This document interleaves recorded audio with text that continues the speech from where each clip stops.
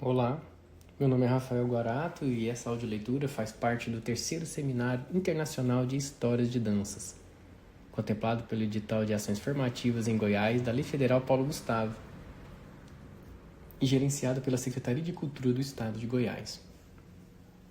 Essa é a audioleitura do texto intitulado Notas a partir da margem, ensinando histórias da dança na Colômbia, das autoras Ana Maria Tamayo Duque e Bibiana Queiroz. Essa é uma tradução do texto original, realizada pelas próprias autoras.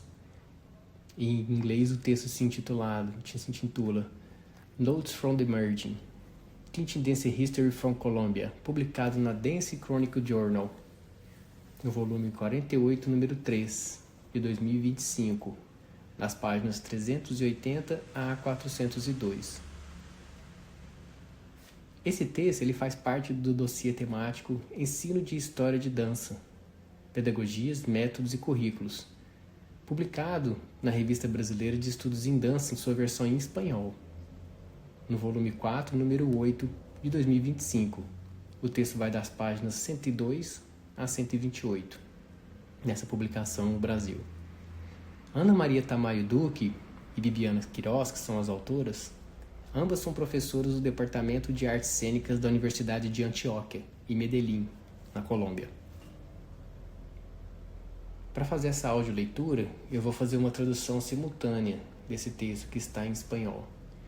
Então, se é caso em alguns momentos eu demore um pouco para fazer a tradução, eu peço a paciência dos ouvintes.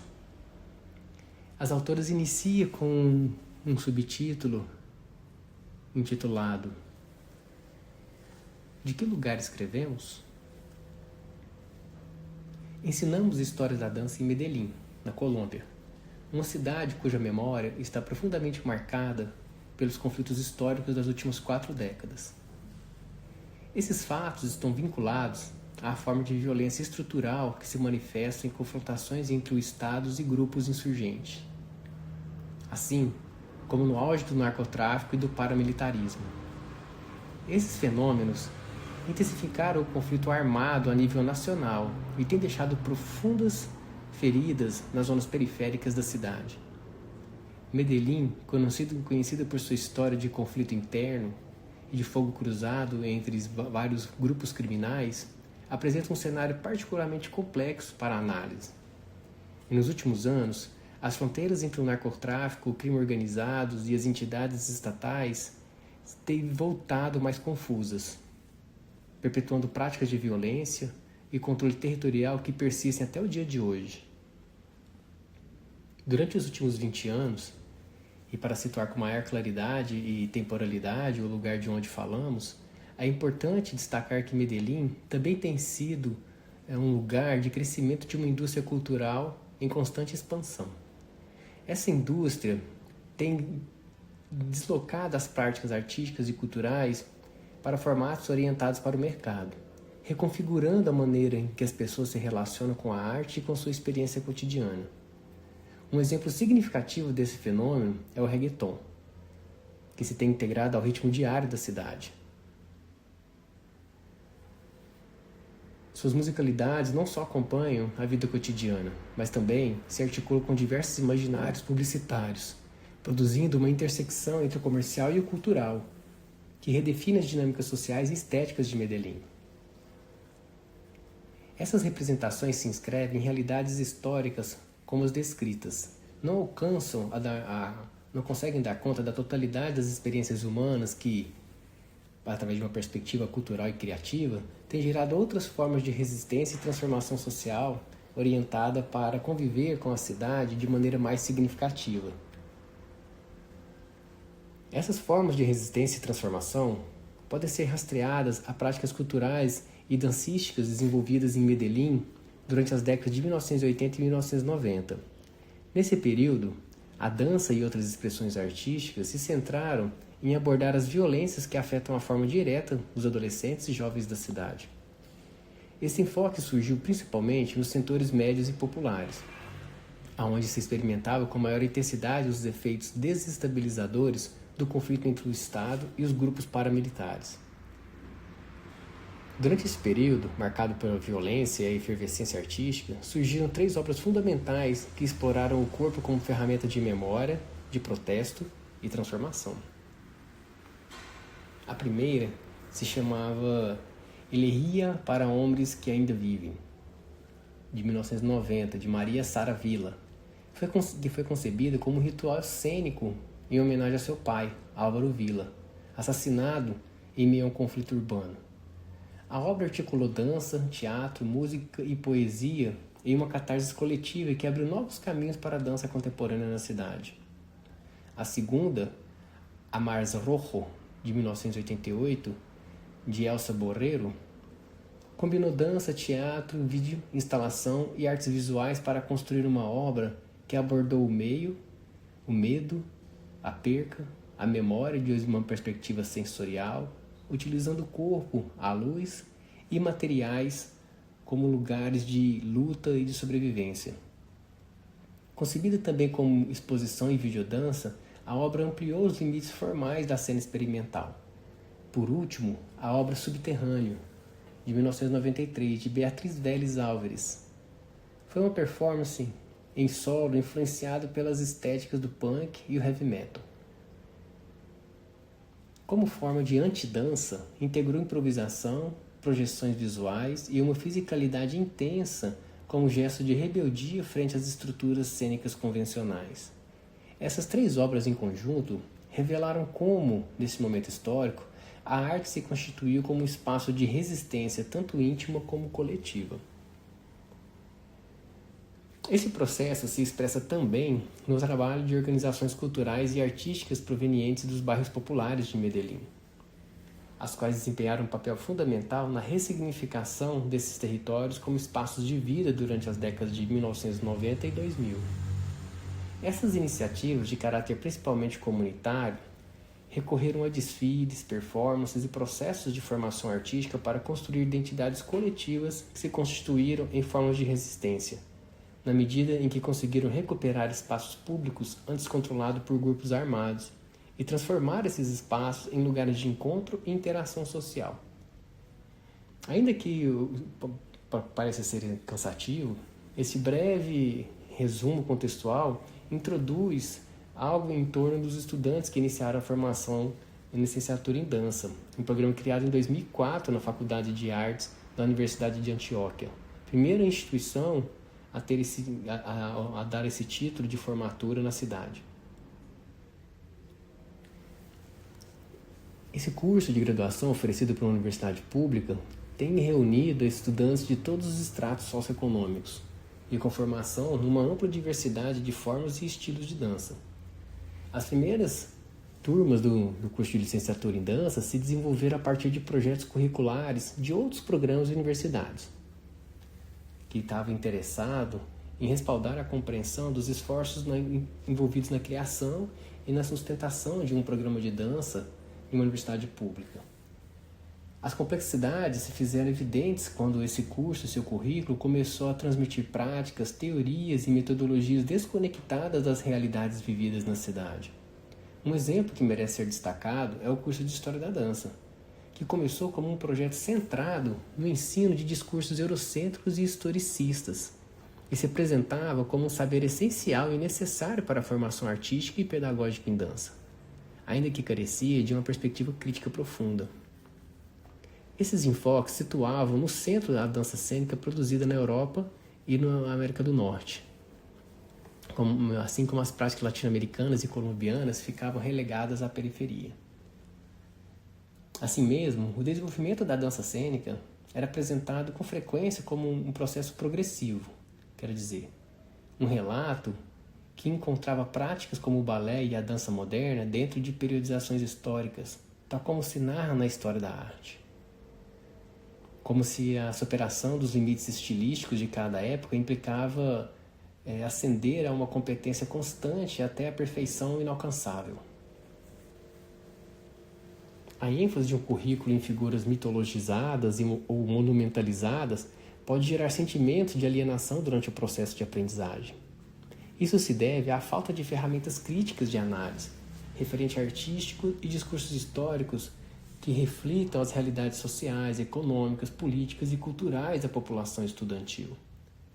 Essas realidades, experimentadas por quem estuda dança na nossa região, não são amplamente compreendidas pelas lógicas acadêmicas, cujo espaço de produção de conhecimento tendem a reproduzir e perpetuar práticas violentas e injustas dentro dos processos de ensino e aprendizagem. Isso põe em relevo a necessidade de imaginar e ensaiar, de maneira permanente, enfoques curriculares alternativos para o ensino das histórias de dança na Colômbia.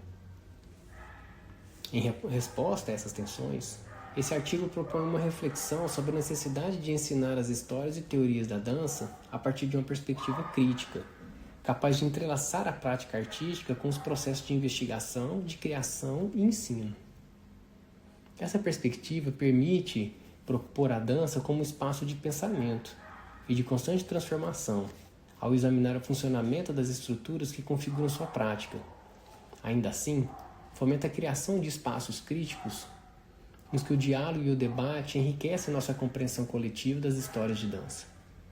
Para sustentar essa reflexão, o artigo se estrutura em torno de uma série de perguntas-chave orientadas e repensar a história do ensino da história de dança, e de diversas teorias que configuram a dança desde um enfoque situado, tomando como ponto de partida o contexto sociocultural de Medellín previamente descrito.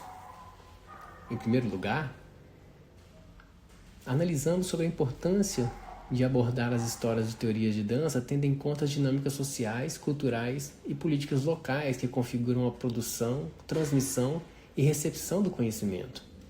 Reconhecer este contexto permite situar o saber desde um enfoque crítico comprometido com as realidades do território.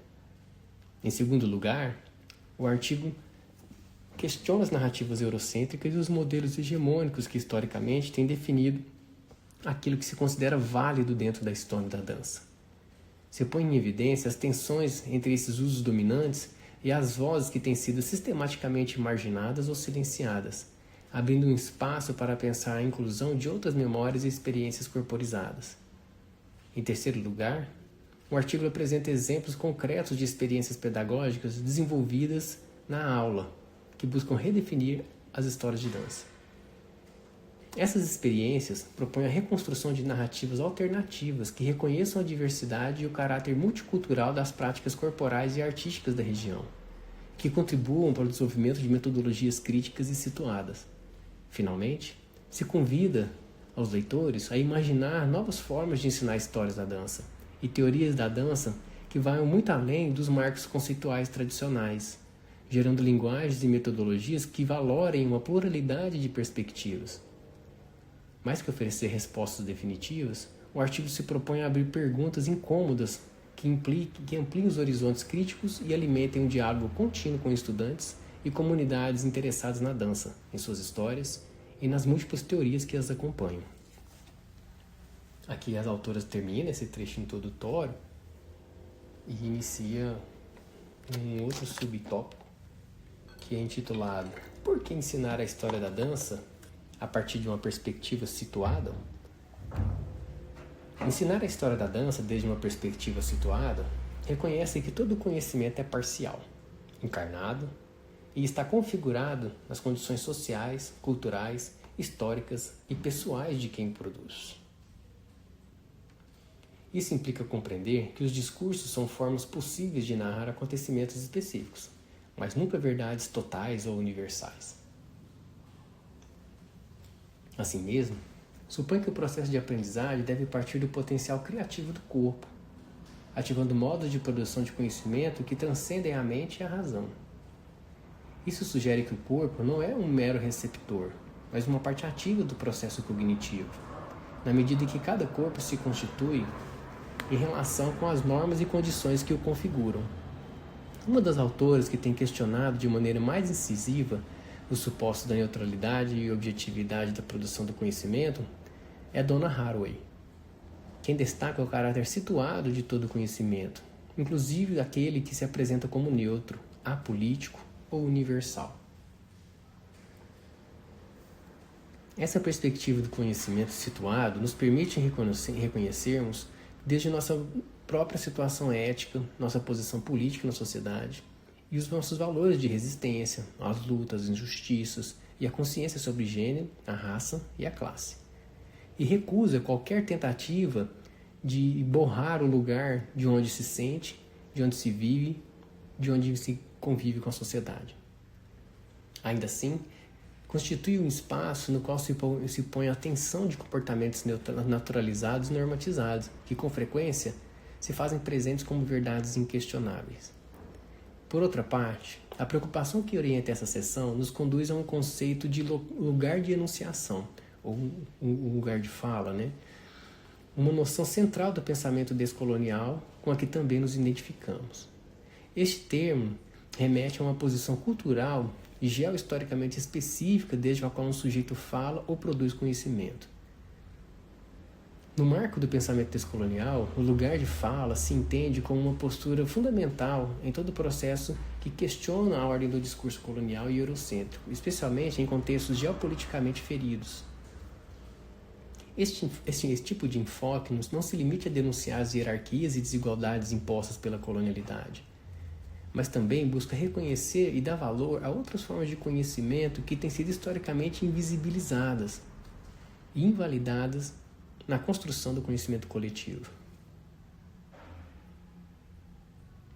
Para abordar a pergunta que dá título para essa sessão, por que ensinar a história da dança desde uma perspectiva situada, consideramos fundamental recorrer aos suportes teóricos do feminismo interseccional que existem desde o fim da década de 1980.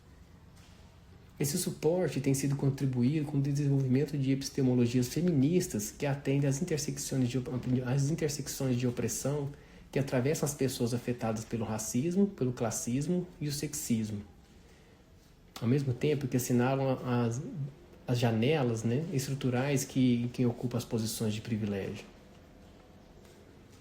O feminismo interseccional analisa os processos políticos, econômicos, sociais, culturais, jurídicos e administrativos que produzem e sustentam as formas de opressão.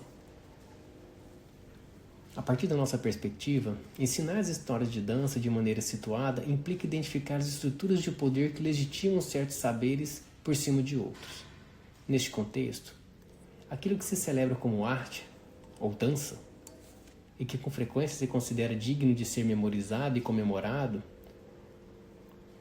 apresenta-se de forma passiva e estática, sem um questionamento profundo. No entanto, quando reconhecemos que os patrões e patrocinadores culturais historicamente marginalizados têm o potencial de desestabilizar e pôr em tensão as lógicas hegemônicas do conhecimento, do pensamento e da ação, surgindo uma potente ferramenta de posicionamento crítico. Esse tipo de reflexão permite promover novas formas de pensar as verdades estabelecidas e orienta a construção de um mundo epistemologicamente mais justo. Um processo desse tipo se faz possível precisamente quando surge das profundas incertezas provocadas pelas estruturas modernas, eurocêntricas e, com frequência, racistas do conhecimento que tem configurado e continua configurando o mundo em que vivemos. A partir desta reflexão, enfatizamos a necessidade de um enfoque pedagógico que transforme a indagação histórica em uma ferramenta crítica. A partir dessas perspectivas teóricas, éticas e políticas, propomos que a história seja apropriada de modo que se converta em um instrumento vivo para analisar o presente, e não em uma mera repetição do passado. Uma história que permita ao estudante desentravar as limitações epistêmicas que governam suas próprias práticas, e que exponha como, com frequência, são percebidos como primitivos ou como seus comportamentos são exotizados ou sexualizados. Nesse exercício, aspiramos a suscitar as suspeitas e intuições necessárias para questionar os racismos, os preconceitos que originam e persistem em torno das identidades, sexualidades, de classe, raça e outras categorias de opressão que atravessam os estudantes, conduzindo-los a reflexões profundas sobre as estruturas que os configuram. Neste contexto, é igualmente fundamental examinar o impacto persistente do colonialismo em práticas de dança que ainda hoje são percebidas como primitivas ou carentes de técnica.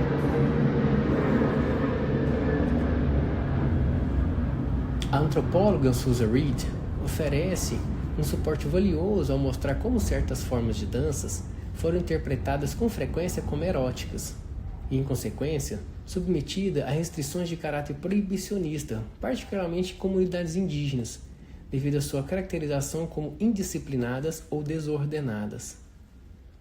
Muitas dessas danças, retiradas de seu significado original, foram posteriormente absorvidas por tradições católicas e ressignificadas como práticas de devoção.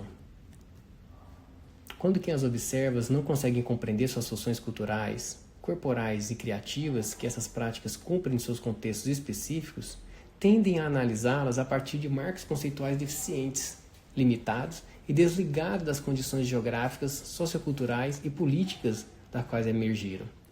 Por esta razão, sustentamos que é fundamental criar espaços dialógicos para que os estudantes e suas histórias e teorias da dança possam reflexionar criticamente sobre as lógicas coloniais que continuam modelando a maneira com que diversas práticas são percebidas e valoradas. Esses marcos que estão arraizados como mantras só podem deslegitimar tudo aquilo que não se ajusta às definições restringidas de técnica, instalando entre futuros docentes e coreógrafos a crença errada de que o papel consiste em tecnificar as práticas e fazê-las dignas de serem levadas à cena. Nosso enfoque pedagógico nesse processo de ensino-aprendizagem se fundamenta no conceito de duplo vínculo proposto por Dispesh Chakrabarty em seu livro Provincializar a Europa, e posteriormente ampliado por Eduardo Restrepo em sua reflexão sobre o conceito de descentrar a Europa. Este ponto de vista assinala, e como curso de Histórias e Teorias da Dança, reconhecemos que aquelas situações específicas durante muito tempo consideradas verdadeiras dentro das narrativas dominantes das práticas dancísticas, se convertam em discursos em constante negociação com saberes locais e marginalizados. Nesse sentido, o objetivo é questionar os relatos hegemônicos e abrir espaço para a coexistência de distintas narrativas e formas de conhecimento que buscam situar modos de ver o mundo. Como assinala Restrepo, essa dupla articulação não implica uma recusa total das ideias europeias, mas bem uma ideia de provincializar a Europa, da qual supõe retirá-la do centro. Aí ela abre uma citação do Restrepo, do Eduardo Restrepo, que começa assim: isso não significa que o projeto de provincializar a Europa conduza a um relativismo cultural, nem muito menos a um nacionalismo ou nativismo neo-europeu. A ideia não é simplesmente recusar a modernidade, as ideias universais, a ciência ou a razão, argumentando que são culturalmente específicos da Europa, e, em consequência, intrinsecamente reproduzindo a partir do eurocentrismo. Ainda que esse último não deixa de ser certo, provincializar a Europa significa muito mais desapegar da Europa como centro de imaginação histórica, epistêmica e política. Fecha aspas, as autoras continuam. Isso não significa que o projeto de provincializar a Europa conduz ao relativismo cultural. É precisamente nesse desprezagamento de onde emerge uma tensão central para o trabalho pedagógico e teórico que aqui propomos. Assumir essa tarefa supõe um desafio paradoxal, na medida em que implica empregar ferramentas do colonizador ou ferramentas intelectuais herdadas da tradição ocidental para questionar sua própria autoridade, ao mesmo tempo que se busca recuperar, valorizar e afirmar formas alternativas de conhecer e de ser. Essa posição permite sustentar que as ideias modernas da ilustração europeia podem compreender-se como produtos culturalmente específicos, de um lugar específico, a própria Europa, e não do mundo todo, que requerem uma análise e uma crítica profunda, a fim de explicar como a diversidade de experiências globais, em particular no mundo pós-colonial, não encaixa nas ditas categorias e põe em evidência sua insuficiência para dar conta da complexidade das realidades locais contemporâneas. Em consonância com esse enfoque, examinamos criticamente o modelo progressivo do historicismo, que sustenta a ideia das sociedades transmitem por etapas definidas de desenvolvimento, e que aquelas que não se ajustam a esse esquema são consideradas atrasadas frente às noções eurocêntricas de tempo. O Disperso Chakrabarty propõe, nesse sentido, que reconhecer a coexistência de múltiplas temporalidades e formas de modernidade contribui para desestabilizar esses processos, ao escavar as redes epistêmicas que os sustentam. À luz dessa perspectiva, propomos uma virada crítica sobre a história da dança, que ao mesmo tempo que avalia as experiências contextuais e locais das práticas dancísticas, indaga de que muitas maneiras as circunstâncias que rondam nossas práticas são artefatos coloniais da modernidade. 4 enfoques teóricos que nos permitem revisar e fundamentar nosso duplo vínculo no ensino da história da dança são a colonialidade do saber, a violência epistêmica, a crítica feminista da arte e a prática descolonial. Aqui elas finalizam esse tópico e iniciam o primeiro, intitulado Colonialidade do Saber. A colonialidade do saber é uma das dimensões centrais do processo colonial, junto à colonialidade do poder e à da colonialidade do ser. Em nossa prática docente, propomos uma reconfiguração epistemológica que reconheça e legitime a pluralidade de saberes situados. Esses saberes devem ser compreendidos e valorados em seus contextos históricos, culturais e territoriais específicos. A colonialidade do saber assinala como a colonização do conhecimento e da razão se produz de múltiplas maneiras. Por exemplo, põe em evidência como a história do pensamento filosófico tem sido representada de forma segmentada, ao associar a evolução e a ideia de conhecimento maduro da razão com o norte global. Essa representação está vinculada ao suposto historicamente dominante, de que o sujeito racional é masculino, branco, heterossexual e ocidental. O núcleo argumentativo da opção descolonial consiste em mostrar o lado obscuro dessa modernidade e ter conseguido impor com êxito sua retórica de progresso e de civilização, sempre acompanhada pela colonialidade, quero dizer, pela apropriação violenta de territórios, de subjugação, de escravização das populações inteiras, em última instância, de seu extermínio. O desafio de compreender como essa linguagem é respaldada por um discurso racializado e na medida de uma supremacia branca, opera como norma. Incide não apenas nas nossas relações sociais e na liberdade de movimento, mas também naquilo que nos tem imposto como estética, que é um desafio largo a ser feito. O processo de descolonizar implica desapegar-nos dos dogmas da modernidade colonial, dado que a retórica moderna atravessa todos os âmbitos da matriz colonial de poder. A desmontagem desses paradigmas falsos e violentos exige uma contextualização constante. Isso significa que é impossível aplicar uma fórmula geral de maneira indiscriminada para aprender a desaprender e legitimar nossa pluralidade. A filosofia descolonial oferece um enfoque para abordar essa problemática, assim como ferramentas epistêmicas e marcos no sentido de que nos permitem conceber e, em consequência, construir algo em torno de uma justiça social e de projetos emancipadores, tanto transnacionais como locais, como aqueles que produzimos e implementamos cotidianamente nas nossas práticas docentes, perguntando os legados da modernidade e suas reconfigurações no marco de estéticas pós-modernas e altermodernas.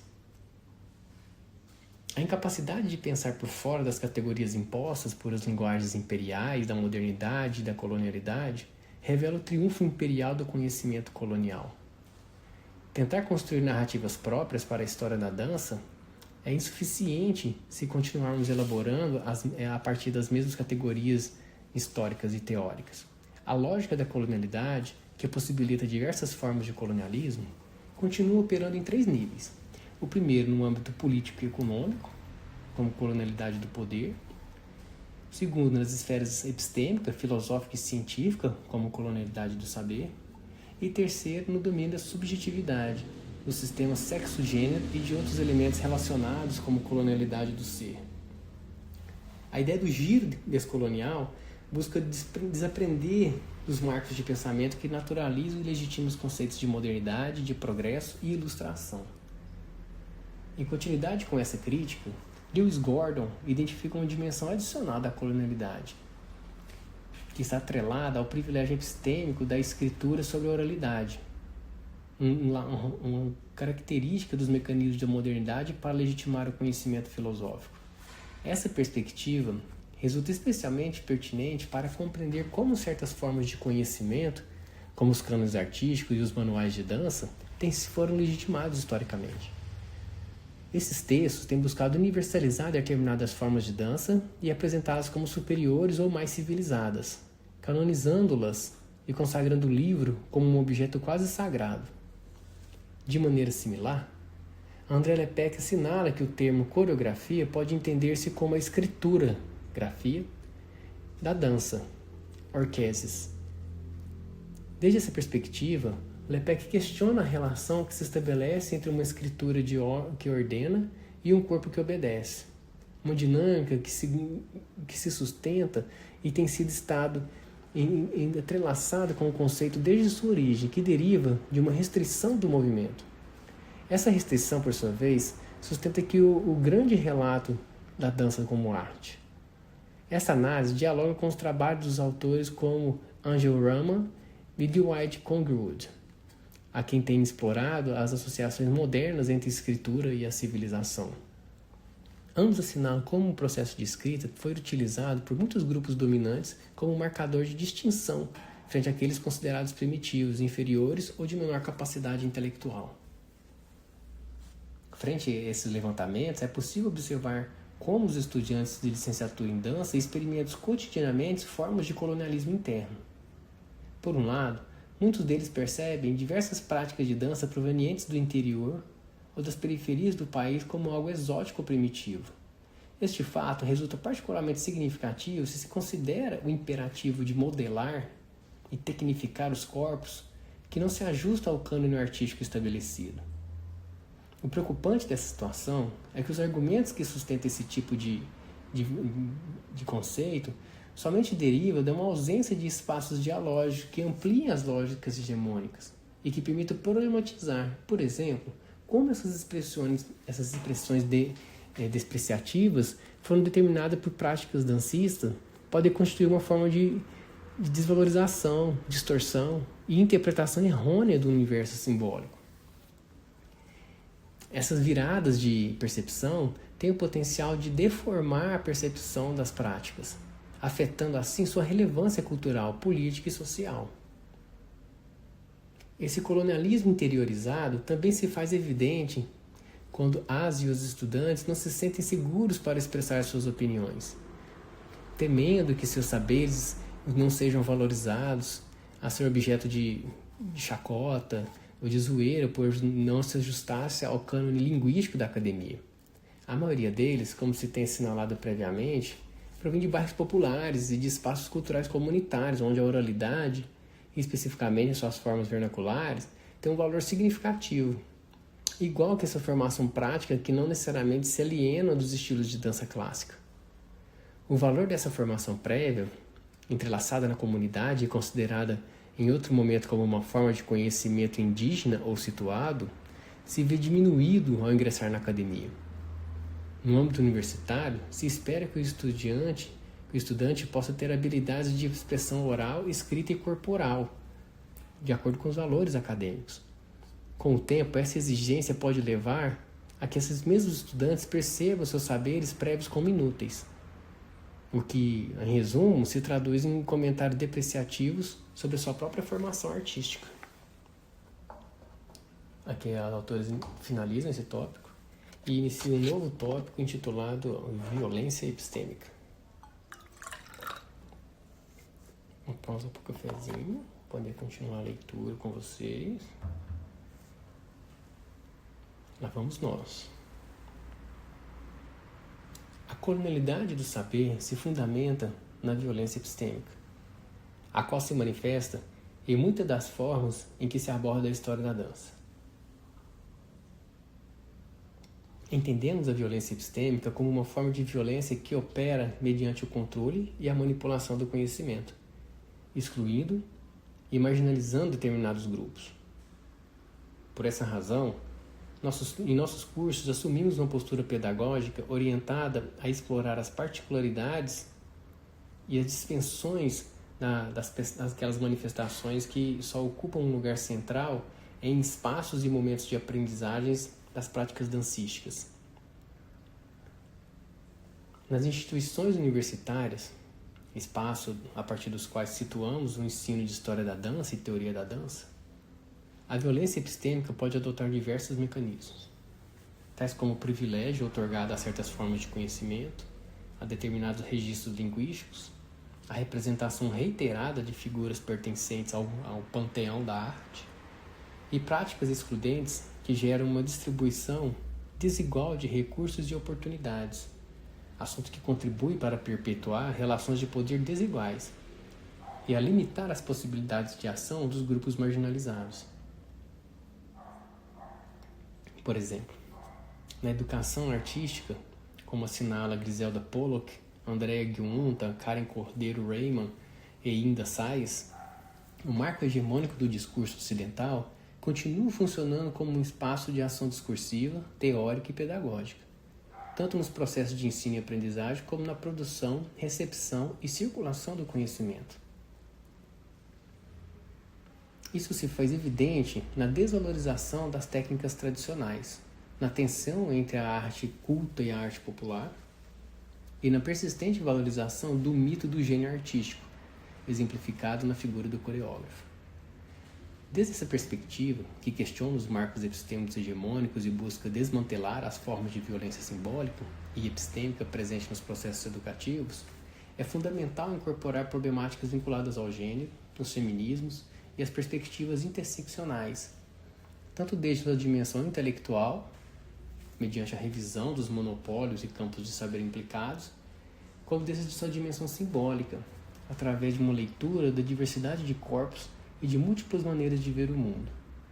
Igualmente relevante é a dimensão ética, estreitamente ligada ao trabalho prático e às experiências vividas de quem participa de processos educativos. Assim mesmo, é crucial refletir sobre o modo em que opera o tokenismo nesses conteúdos, garantindo que o projeto educativo não reproduza dinâmicas nocivas, mas que promova alianças genuínas e significativas que priorizem a dignidade humana por cima do racismo e do preconceito.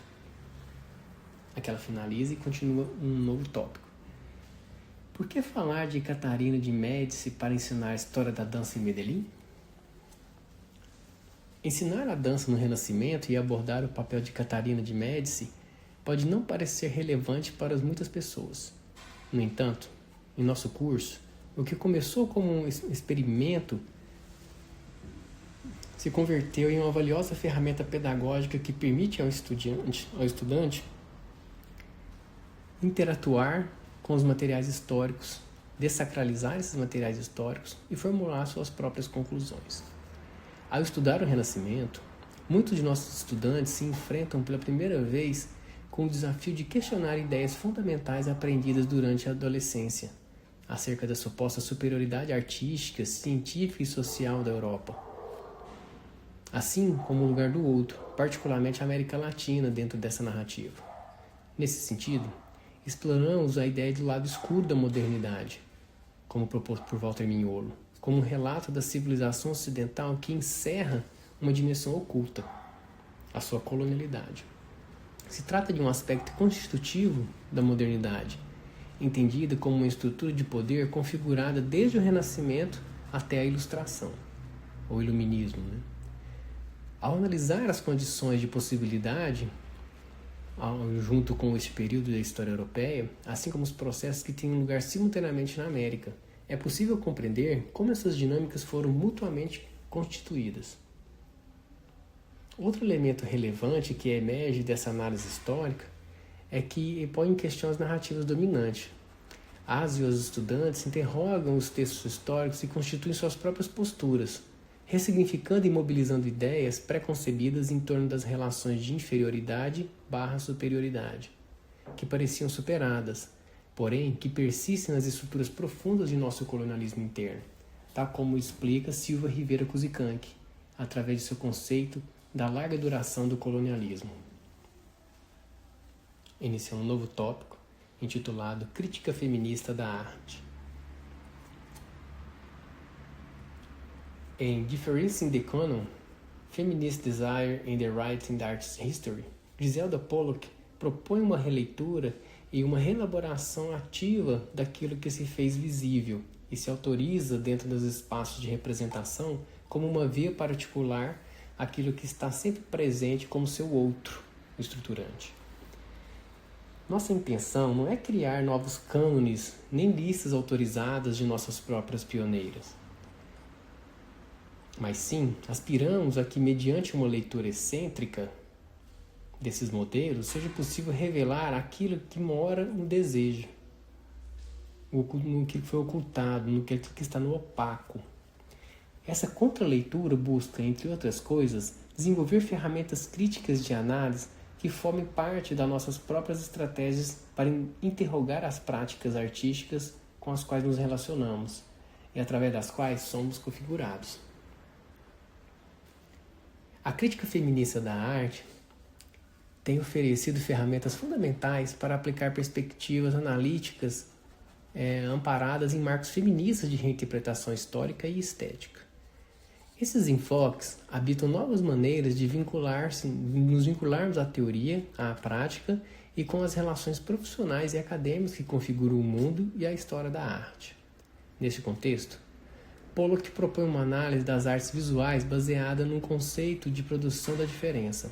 Quer dizer, é como a arte funciona como um espaço no qual se constituem, reforçam ou questionam distinções e hierarquias sociais, particularmente aquelas vinculadas ao gênero. A autora propõe duas linhas de análise complementares. A primeira se centra na espacialidade material e discursiva das práticas artísticas, atendendo aos efeitos produzidos por formatos particulares como ilustrações, revistas, livros ou manuais, cada um com seus próprios recursos, modo de circulação e linguagens.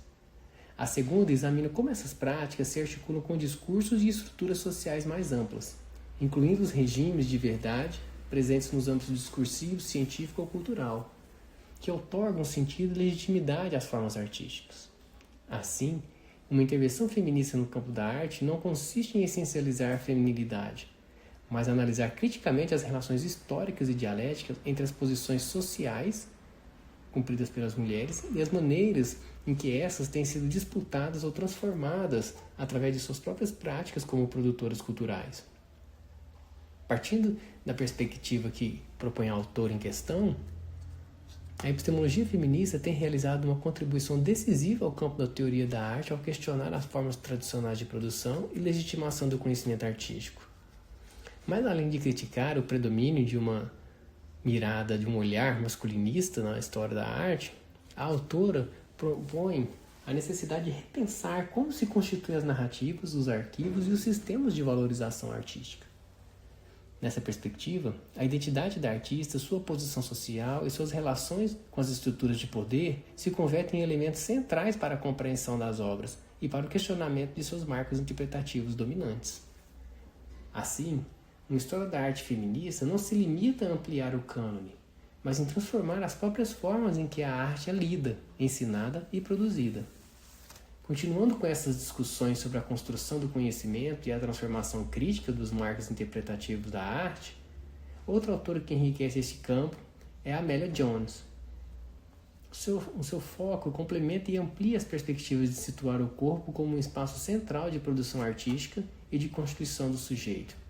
Em Body Art, Performance the Subject, Jones examina como as artistas feministas têm utilizado seus próprios corpos como meio de expressão artística, desafiando as fronteiras entre arte e vida. Ainda assim, destaca a importância de reconhecer o caráter encarnado da prática artística e as maneiras com que o gênero e outras identidades sociais configuram tanto a expressão como a recepção da arte. Nesta linha, o enfoque feminista resulta chave para compreender as dinâmicas econômicas, políticas e institucionais que condicionam as e os artistas, assim como desvincular novos marcos metodológicos e conceptuais que superem os critérios tradicionais de obra e de valor artístico. Uma primeira aproximação, ingênua e superficial, as perspectivas feministas e a história da arte seria a mera inclusão de mulheres artistas nos relatos tradicionais.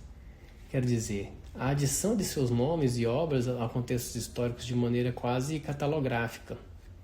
Isso equivale a documentar as realidades e atividades de mulheres sem problematizar as condições estruturais que têm dado lugar a essas práticas, ao tempo que se tem invisibilizado seus resultados. Neste ponto, surge a pergunta acerca de até que medida a atualização pedagógica dos cursos de História da Arte permanece alinhada nesse nível.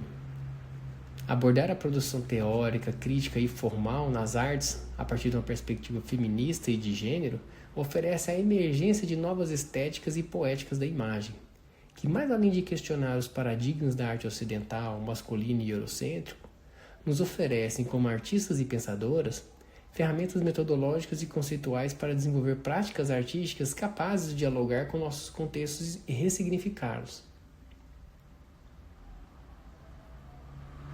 Aqui as autoras terminam o tópico e abre um novo tópico intitulado Reformas e Revisões Curriculares. Nesse ponto, e antes de aprofundar a prática descolonial, vamos nos deter às reformas e revisões curriculares do programa do nosso curso como um momento chave para compreender o contexto institucional de análise. Nesse processo, tanto a filosofia descolonial como a crítica feminista da arte têm influído no desenvolvimento das revisões curriculares dos programas de História da Dança na Universidade de Antioquia. As versões iniciais do currículo do curso de licenciatura em dança apresentavam menor precisão na hora de responder às necessidades do contexto ao qual pertencemos. Ao longo dos últimos 20 anos, se tem implementado diversas reformas curriculares, sendo a mais recente realizada com a Reforma Curricular de 2019. A estrutura atual se organiza em 3 níveis, que começa a partir do 2º ano, com os estudos universitários, com uma duração de um semestre acadêmico, 16 semanas cada um, para um total de 1 ano e meio de formação. Se trata de uma formatura obrigatória para todo estudante de pré-graduação, ou seja, seria que está iniciando o programa de graduação em dança, e que querem cursar de maneira paralela disciplinas práticas como balé, dança moderna e dança tradicional, assim como outras linhas de formação de caráter pedagógico. A versão anterior do curso incluía unicamente 2 níveis, aos quais abordava conteúdos estritamente alinhados com os modelos globais que dividem a dança em balé, dança moderna e dança contemporânea. Esses enfoques se sustentavam na crença de que as e os bailarinos deviam compreender o cânone eurocêntrico para melhorar suas possibilidades criativas e profissionais. Uma ideia moldada porque durante muito tempo se pareceu uma aspiração quase utópica, a criação de um programa de educação superior em dança na região. É possível que, no momento de justificar a criação do programa em 2004, tenha sido necessário defender a pertinência de uma aproximação acadêmica, contemporânea e inovadora à dança, com o fim de obter a aprovação do conselho acadêmico e a universidade formalizar assim o curso de graduação. No entanto, 15 anos depois, era pouco interessante continuar sustentando conteúdos tão descontextualizados. Se fez cada vez mais incongruente abordar a dança a partir de uma perspectiva acadêmica alinhavada com discursos universalizantes, especialmente em trabalhar com estudantes cujos trajetos formativos estavam arraigados em práticas de dança popular e comunitária, em circuitos de dança comercial e em outros interesses configurados a partir de experiências prévias muito diversas. Em 2019, se implementou uma reforma curricular que introduziu um 3º nível centrado nas histórias e teorias da dança, a qual anteriormente existia unicamente como curso eletivo, ou seja, não obrigatório. Essa mudança se realizou com o propósito de revisar os conteúdos, os enfoques pedagógicos e os supostos que davam base ao curso, à luz de circunstâncias do estudante, assim como suas expectativas e necessidade. É importante destacar que uma transformação na educação secundária nacional tinha aproximadamente há 20 anos, está tendo hoje um impacto muito significativo no currículo universitário. Em 1994, durante o governo neoliberal de César Gaviria, A história foi eliminada como disciplina obrigatória, independente do curso de educação secundária, fragmentada e integrada a outras áreas das ciências sociais. Essa decisão deu lugar a uma geração de estudantes de instituições públicas com escassa ou nenhuma formação histórica. A não ser o ambiente de colégios privados, frequentados por setores socioeconômicos mais altos que privilegiavam o ensino de história de países do norte global e não da história nacional.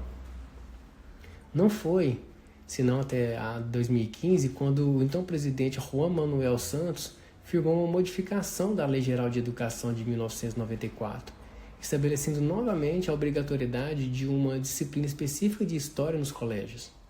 As consequências dessa mudança de política educativa se fizeram especialmente visíveis na educação superior alguns anos depois, quando começaram a ingressar na universidade estudantes sem uma perspectiva histórica sólida e com ferramentas críticas limitadas para a análise histórica. Por essa razão, se introduziram mudanças sustentadas no curso, deixando de lado o enfoque cronológico centrado em períodos artísticos, figuras e estilos. Ao invés disso, propusemos formular perguntas como: que tipo de corpos se produzem em momentos históricos específicos? Este enfoque de análise histórica e historiográfica se fundamenta em um contextualismo radical que busca compreender os modos sociais, culturais e políticos de significação dos corpos que dançam, geram e determinados momentos do tempo. Aqui os autores iniciam uma citação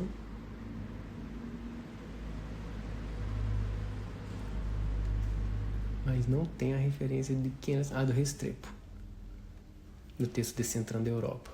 Abre aspas.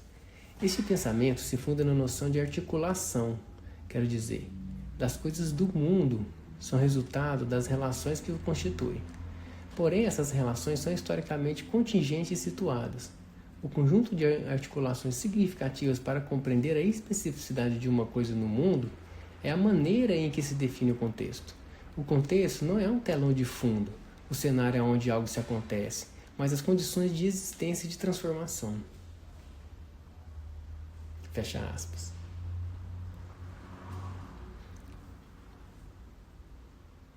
Além dessa proposta de abordar certos momentos, ou a ideia de nós do cânone ocidental desde uma perspectiva situada, entrelaçamos este método com uma pergunta pelo corpo e esse momento histórico específico.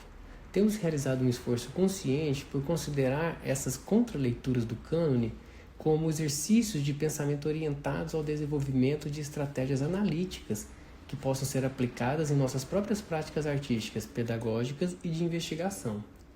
Ao analisar a relação constitutiva entre os conceitos de corpo e sujeito como construções históricas, essa reforma curricular organiza o curso em 2 sessões, com classes divididas às vezes por semanas. Uma sessão está dedicada à revisão e crítica das construções históricas da dança e a outra a um espaço coletivo denominado Cátedra Central. Esse espaço promove um modo de exploração polifônico que não segue uma ordem pré-determinada e funciona como um fórum aberto para a reflexão e a construção de narrativos alternativos das histórias e teorias da dança, tanto a nível nacional como internacional. Convidamos praticantes, investigadores, criadores a compartilhar suas experiências e trajetórias acadêmicas com os estudantes. Com o tempo, essas cátedras centrais têm se consolidado como um espaço de discussão, escuta atenta e pensamento crítico em torno da dança em todas suas dimensões. Esses espaços que criam as cátedras centrais também têm criado espaços de experimentação e busca de ideias próprias e do intercâmbio com delas mesmas. Por que é importante analisar as narrativas misóginas na construção da figura de Catarina de Médici? Como compreender as estratégias de Luís XIV para ler a performatividade do poder no presente? De que maneira o entendimento dos princípios de balé romântico permite interrogar os papéis de gêneros tradicionais e o estereótipo virgem prostituta na constituição de personagens femininos dentro da cultura na dança popular? Por que é fundamental compreender o racismo e a apropriação de outras culturas na configuração do modernismo? Como evitar reproduzir a própria prática desses processos orientalistas, exotizantes e apropriativos?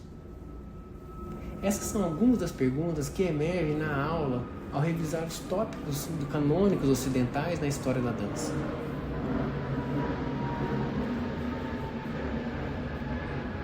Temos observado como os estudantes começam a questionar não só a história, mas também sua própria prática artística e as estruturas coloniais do ser e do saber que os atravessam. Esse processo surgiu como parte de nossos esforços por atender vícios epistêmicos identificados nos cursos de História e Teorias da Dança do curso, particularmente aqueles relacionados ao corpo, à investigação, à produção artística e à pedagogia. Em estreita relação com a Cátedra Central, começamos a organizar encontros semanais nos quais os estudantes dos 3 níveis do curso se reúnem em um espaço compartilhado. Essas sessões estão pensadas para socializar nossas próprias experiências como investigadoras nesses campos, com o propósito de discutir coletivamente as diferentes possibilidades de investigação em dança. No início, os eixos do corpo, investigação, produção e ensino não estavam claramente definidos. No entanto, foram adquirindo maior nitidez na maneira progressiva que, através dos convites que fazíamos às pessoas e coletivos que trabalhavam com esses campos de interesse. Começamos com quem já se encontravam mais perto de nós, principalmente egressas e egressas do programa de licenciatura em dança. A partir de seus próprios processos formativos, haviam imaginado enfoques alternativos para a criação e a investigação. Posteriormente, ampliamos esse círculo para incluir os integrantes das comunidades acadêmicas nacional e latino-americana, com quem compartilhamos vínculos de amizade e de companheirismo. Graças à sua generosidade acadêmica, compartilharam com nós as perguntas e metodologias que orientam o seu trabalho no campo da dança. Esses encontros não respondem a uma programação fixa nem a uma lógica restrita. Só estão guiados pelo desejo, a afinidade e um compromisso compartilhado. Em última instância, se tem constituído como um rito de descobrimento mútuo, tanto para os docentes quanto para os estudantes. Essa integração nos foi acontecendo gradual, na nossa zona, foi nos retirando gradualmente da nossa zona de conforto, na medida em que se fez necessário buscar vozes que normalmente estão ausentes dos marcos universitários e acadêmicos tradicionais.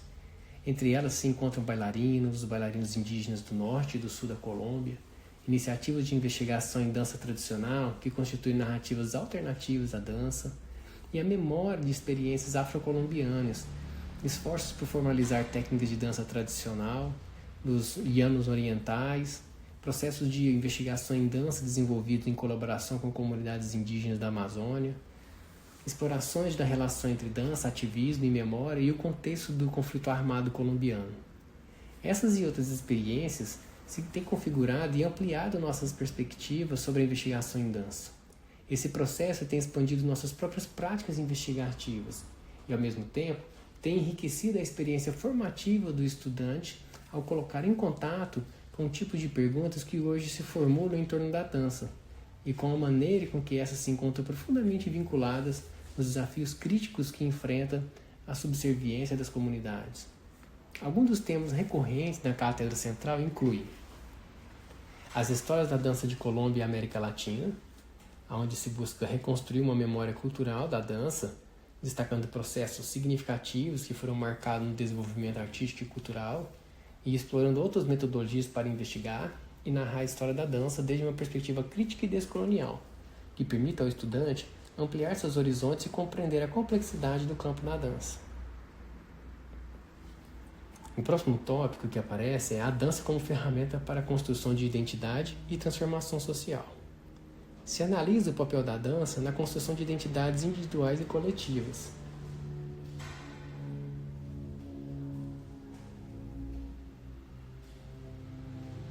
Assim como seu potencial para a transformação social, a cura de traumas históricos e a criação de espaços de inclusão e diversidade.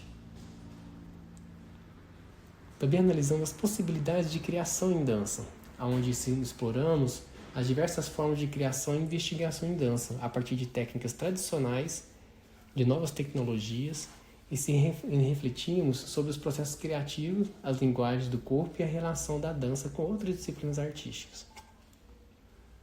O próximo tópico é a relação entre dança, território e comunidade, onde se examina a importância do contexto sócio-histórico para a criação e a prática da dança, e explorando as possibilidades da dança para vincular-se ao território, à comunidade e às problemáticas sociais. Esses colóquios aproximam os estudantes da realidade profissional da dança, brindando-lhes ferramentas para a gestão cultural, a investigação, a criação coreográfica em territórios historicamente menos favorecidos pelo apoio econômico estatal. Deste modo, as cátedras centrais têm sido consolidadas como um espaço vital na formação de futuras e futuros licenciados em dança, ao proporcionar ferramentas para compreender a complexidade do campo, desenvolver uma mudança crítica de olhar que reflita sobre a própria prática e projete as possibilidades da dança no mundo contemporâneo. Ao longo dos últimos 4 anos de desenvolvimento da Cátedra Central, temos começado a observar um desprendimento tanto epistemológico como ético da comunidade estudantil, particularmente na maneira em que se aproximam de sua profissão, de seu papel criativo na comunidade e sua compreensão do que significa dançar. Isso não implica que o estudante seja imune à influência das indústrias culturais, nem às lógicas do capitalismo criativo que configuram o campo da dança na Colômbia.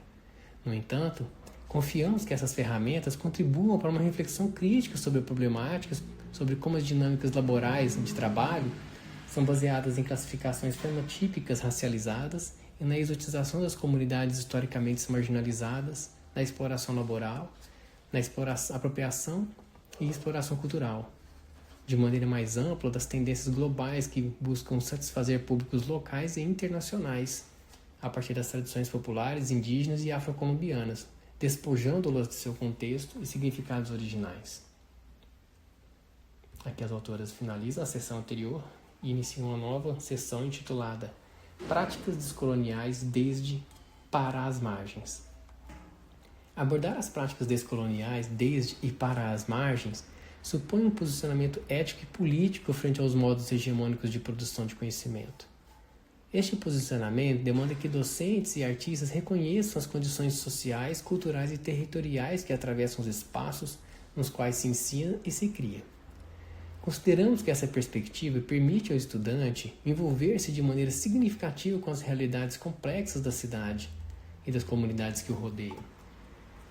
Este programa, do qual fazemos parte, busca oferecer ferramentas analíticas que enriqueçam as práticas criativas, investigativas e pedagógicas do estudante, ao mesmo tempo em que prepara para a vida profissional de uma maneira integral, contextual, crítica e reflexiva. Essa orientação descolonial e situada também nos exige reconsiderar os supostos pedagógicos que atravessam nossas práticas de ensino. Um aspecto central dessa revisão é a noção mesma de crítica. Não assumimos que as e os estudantes compreendam de maneira imediata o conceito de crítica ao abordar as histórias e teorias da dança no nosso contexto. Nós mesmos temos tendo que interrogar constantemente os alcances dessa compreensão e o que implica atuar desde uma perspectiva crítica. A partir do nosso lugar situado de conhecimento, concebemos a crítica como um eixo transversal em todos os processos de revisão e análise de conteúdo. Esse eixo transversal tem como propósito principal questionar os marcos historicistas e historiográficos a partir dos quais se tem narrado a história da dança. Ainda assim, permite visibilizar as relações de poder, saber e ser em nossa realidade latino-americana e colombiana a partir de perguntas como: quem produz o conhecimento? Quem o escreve e o difunde? Como se constrói esse conhecimento? Sobre que tipo de superfície se inscreve? A quem está dirigido? Que mensagem, se é que existe, busca estabelecer? E nesse sentido, como assinala Judith Butler, a crítica não se limita a avaliar se em determinadas condições sociais, práticas ou formas de conhecimento e discurso são boas ou más. A tarefa principal consiste em expor o próprio marco da avaliação. Que relação entre conhecimento e poder sustenta nossas práticas epistemológicas e estrutura ao mundo de tal modo que aprisiona possibilidades alternativas? Essa perspectiva nos impulsiona a explorar até que ponto as formas dominantes de conhecimento buscam criar obstáculos para outros modos de pensar. Em nossas classes, nossas salas de aula, não nos limitamos a questionar como o conhecimento hegemônico nos governa. Também procuramos criar espaços de diálogo e cenários compartilhados, em que seja possível imaginar e construir narrativas alternativas que vão mais além dos relatos convencionais. Somos conscientes, no entanto, de que inclusive essas novas construções podem chegar a solidificar-se e converter-se em novas formas de rigidez. Por essa razão, renovamos de maneira constante nossas estratégias pedagógicas para responder tanto ao interesse do estudante para valorar outras práticas, como a sua necessidade de compreender aquelas que, devido a condições específicas e contingentes, emergem em contextos particulares e reflitam as dinâmicas sociais de seu desenvolvimento histórico.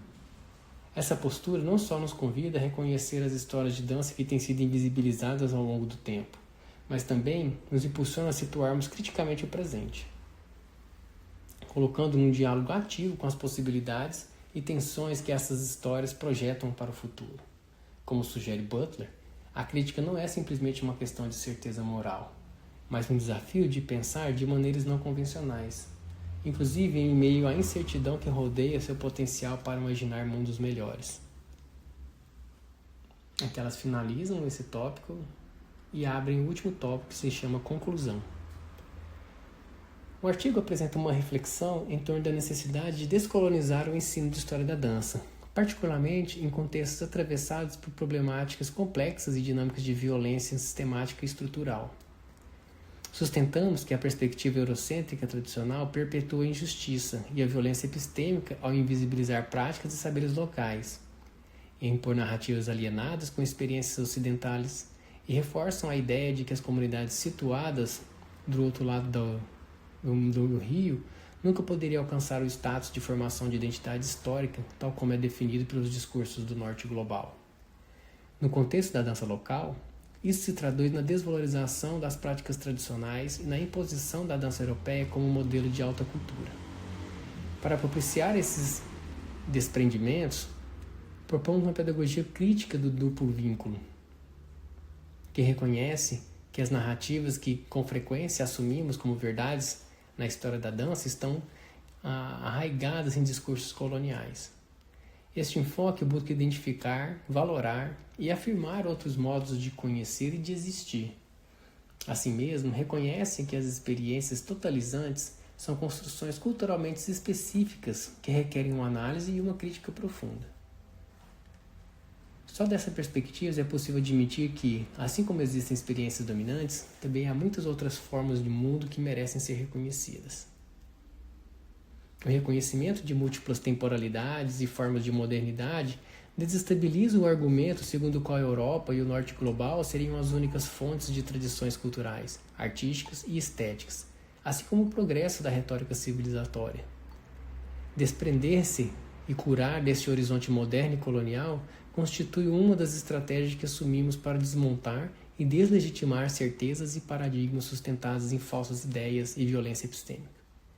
De maneira complementar, outra estratégia consiste em questionar o cânone dominante, particularmente através da crítica feminista da arte, a qual amplia ativamente o campo epistêmico ao examinar de forma crítica, aquilo que tem sido autorizado como visível no mundo da arte.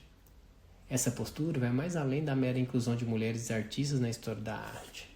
Busca, como mudança, compreender as dinâmicas econômicas, políticas e institucionais que condicionam a produção artística das mulheres e dos grupos historicamente marginalizados, assim como os modos em que os sistemas sociais e ideológicos têm perpetuado a dominação masculina na arte e sua imbricação com outras formas de opressão, como o racismo e o classismo. A proposta apresentada nesse artigo também vai além da mera explicação das dinâmicas de opressão. Busca construir conhecimento em diálogo com as realidades locais. Com este propósito, temos concebido a Cátedra Central como um espaço de encontro, um fórum no qual se incluem vozes diversas para articular experiências situadas da dança na Colômbia. Este espaço tem permitido que muitas e muitos estudantes do programa fortaleçam suas capacidades criativas e artísticas e apliquem suas aprendizagens em uma ampla gama de contextos dancísticos. Se trata de um espaço de enunciação política com uma dimensão epistêmica, uma lógica ancorada nas especificidades da colonialidade e nas formas de diferença que essa produz, articulado desde uma posição exteriorizada e orientada a transgredir os limites dos marcos hegemônicos, interiorizados e subalternos. Se trata de uma forma de pensamento inscrita nos processos da colonialidade, plenamente consciente dos paradigmas e estruturas dominantes, porém que opera simultaneamente desde dentro para as margens, em oposição a eles. Desde essa posição, buscamos desapregarmos da estandardização cultural que construiu o conhecimento ocidental como universal. Seguindo Walter Mignolo, entendemos o pensamento fronteiriço como um conceito que emerge em espaços periféricos e liminares, onde as formas subalternas de conhecimento se intersectam com as epistemologias ocidentais e universalizadas. Essa prática funciona como mediador entre os saberes produzidos no marco da história colonial moderna ocidental e as epistemologias locais situadas e contextuais. Ao questionar os paradigmas dominantes e contaminá-los com histórias alternativas e outros modos de pensamento, se cria as condições para um diálogo significativo. Nosso objetivo é abrir possibilidades para repensar os tipos de sujeitos que as sociedades contemporâneas requerem a fim de construir condições mais equitativas e diversas para o conhecimento e a reexistência.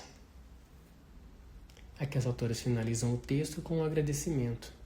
Esse artigo faz parte do projeto de investigação Violência Epistêmica nas Artes, desenvolvido graças a um financiamento do CODE da Universidade de Antioquia, com o apoio do Seminário de Investigação Estudantil, intitulado Arte, Corpo e Cultura.